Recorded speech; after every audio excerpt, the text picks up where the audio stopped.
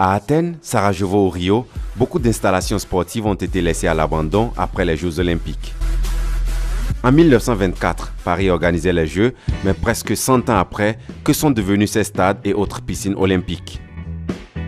Pour la première fois dans l'histoire des Jeux, un village olympique est installé pour les athlètes. À Colombes, il compte une soixantaine de maisons en bois avec de l'eau courante, un bureau de poste et même un restaurant. Aujourd'hui, plus rien ne subsiste du premier village olympique de l'histoire. Les maisons ont été vendues et remplacées peu à peu par des immeubles. C'est également à Colombes qu'est construit le stade olympique de 60 000 places. Cette enceinte accueille aujourd'hui des compétitions internationales. Jusqu'en 2017, il est resté le terrain du Racing 92 pour ses rencontres de rugby de top 14. Non loin du stade olympique, un bassin d'aviron est installé sur la Seine dans la ville voisine d'Argenteuil.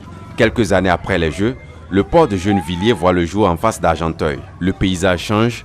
Depuis 1965, les sportifs du club d'aviron d'Argenteuil côtoient péniche et porte-conteneurs à l'entraînement. Dans la piscine des Tourelles, le nageur Johnny Westmuller s'est illustré en devenant le premier homme sur la minute au 100 mètres nage libre. La piscine olympique existe toujours, mais elle a été renommée Georges Valeret en hommage à un jeune champion français de natation. Son toit ouvrant fait le bonheur des nageurs français en été. Inauguré en 1903 dans le quartier de Grenelle à Paris, le vélodrome d'hiver accueille essentiellement les compétitions cyclistes très prisées par la population ouvrière très présente à l'époque dans ce quartier. Devenu tristement célèbre pour rafle de 13 000 juifs pendant la Seconde Guerre mondiale, le Veldiv est détruit en 1959. Aujourd'hui, des immeubles de bureaux ont pris sa place, mais une plaque commémorative subsiste encore.